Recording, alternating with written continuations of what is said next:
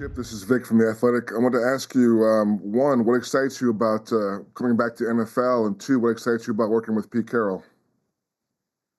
Two good questions. Obviously this is the highest league of football and the competition is at an all-time high.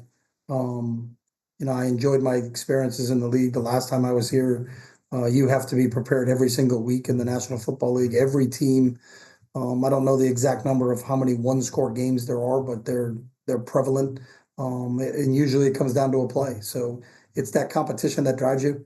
And then when Pete reached out and I had a chance to visit with him, I've got great respect for him. I coached against him my first year in the Pac-10, and I did say Pac-10. That's how long ago it was.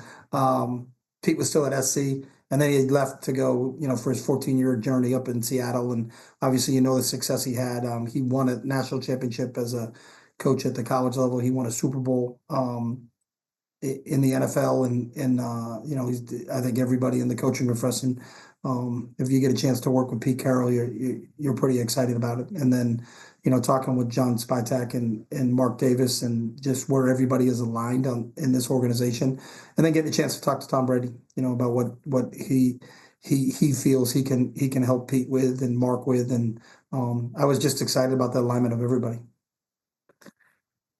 Chip, Pete and John in their introductory press conference talked about how the Raiders, the franchise just means a little bit more. What does it mean to you to join this franchise and to come to this city?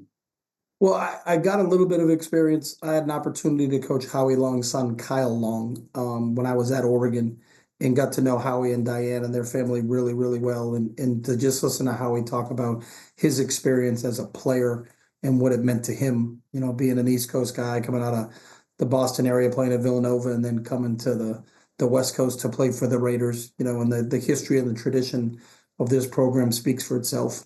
To the catchphrases that I think everybody uses in everyday life, just win, baby, on some of the things that Al Davis himself and the imprint that he had on this league, is special. So it's one of the iconic franchises, and really fortunate to be here.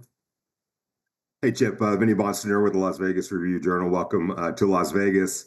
You spent 7 years now in college football after, the time that you had in the NFL. To the extent that you could bring what you were doing in college to the NFL, is there crossover there? And are you starting to see a little bit more of what the college game is offering offensively in the NFL? Yeah, I think football is football. And I heard a long time ago, to make this up, but if you weren't in the room with Amos Alonzo Stagg and Newton Rockne when they invented this game, then you stole the idea from somebody. So, I think the game is cyclical. It has its ebbs and flows. The offense gets pulled out ahead and starts to score a lot more points, and then the defenses catches up and they're shutting people down.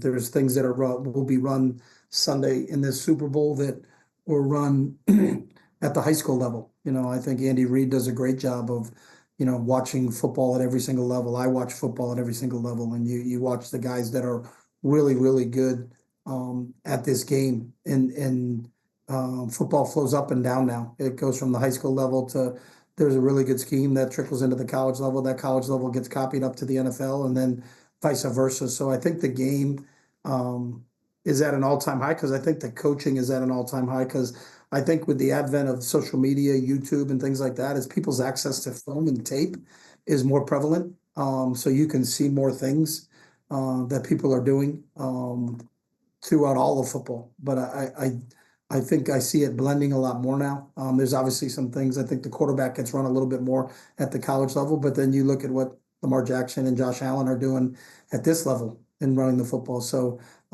it's really become really wide open, and I'm excited to be at the highest level and in the opportunity to go against the best coaches in the world. Hey, Chip, it's Tashawn Reed from The Athletic. Obviously, there's a lot of differences between the game at the college level compared to the NFL. What did you learn from your 4 seasons that you spent coaching in the NFL that you think can help you this time around? Yeah, I mean, some of it is just schematically. The field is different. The hash marks are different.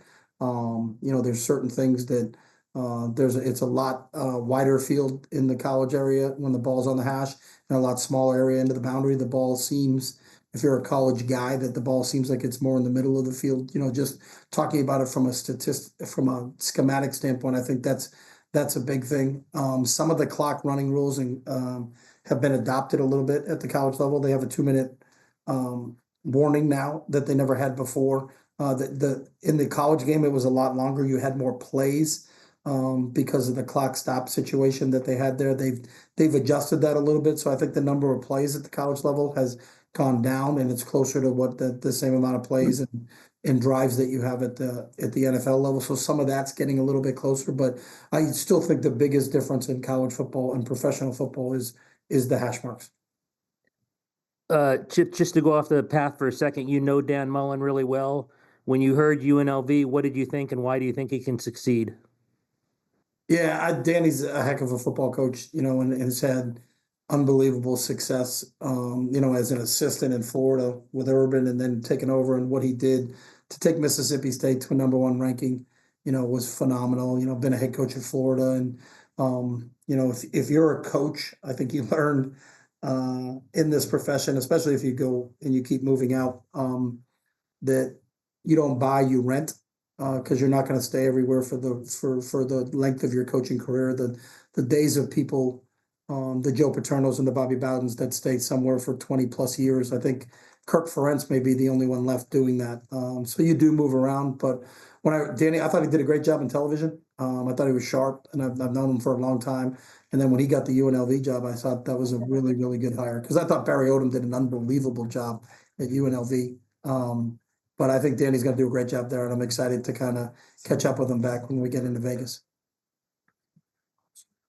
Hi, Coach. My name is Alex Eshelman. I'm with Channel 13 Sports here in Las Vegas. Congratulations on the new role. What are your initial goals just stepping into this role, and specifically talking about the quarterback room? What do you hope to add and also utilize the current talent there? Yeah, I am just got here, so I'm getting a computer right now to look at film and start to analyze the personnel that's here, with our personnel department and with Pete, and trying to put this thing together. The most important thing on the forefront for us, and one of the things that I think is really difficult for every coach when you start at a new job, is staffing, and that's really what our focus and concentration is on right now. Putting together the best staff we possibly can for the Vegas Raiders, and we'll all get back in. We actually start next Tuesday. I kind of got a jump start of things and wanted to get here as quick as possible. But that's right now. We're talking about staffing, and we haven't had one discussion about personnel or kind of what direction or what that will look like as we move forward. Hi, Coach. Heidi Fang, Las Vegas Review-Journal. I'm just wondering how much you're looking forward to the challenges of creating a competitive offense within the AFC West, especially when you see the Chiefs here in the Super Bowl again. Yeah, the Chiefs and what Jim's doing with the Chargers, and obviously Sean Payton is a Super Bowl champ himself over in Denver. So, and I heard that from some people. Do you really want to go in that division? But I think if you're a competitor, you do. And if you have a chance to win that division, then that means you beat the best. And the best that's playing in football right now is the Chiefs. They're the reigning Super Bowl champs. They're at the back in the game again. So if that's your goal and you want to get there, you're going to have to beat them. So that's what our focus is on, is to win this division.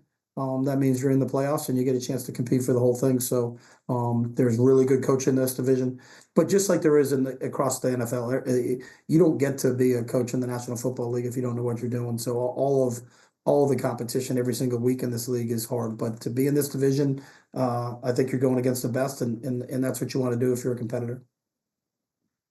Hey, Chip, Paul Gutierrez here from ESPN. What does the prototypical Chip Kelly quarterback look like, and what do you need to make your offense go in terms of the quarterback position? I think it depends on the personnel, because you can't build a quarterback. We don't have a scientific lab here where we can say we want a 6'5" guy that's 250 pounds and runs 4.4 and can make every throw. You can't do that. You have to look at what is available to you, whether it's through the draft or through free agency or on the current roster, and then what are their strengths, and then how do we design our offense around their strengths, because it has to be designed around how the quarterback plays. So I think it's really your evaluation of the personnel that's available to you, and then fitting them into that system, and I've had an opportunity when I was in the NFL. I thought Nick Foles did an unbelievable job in Nick's first year when we were in Philly, threw 27 touchdowns, 2 interceptions, and did a great job. I had a chance to coach Mike Vick, who's one of the all-time greatest athletes to ever play, and enjoyed it. And then Mike got hurt, and then Nick took over, so we had to kind of do two different things, but two really special players right there. But in my first year, kind of ran into that when I was in Philly. So I think you have to be able to adapt to what you have, and that's putting those guys in position to make plays, and then let them go make plays, because I think this league is always about the players, and it will always still be about the players. So find out what they do well, and try to actuate those traits. And then if there are some weaknesses, can you kind of mask them and cover them up a little bit?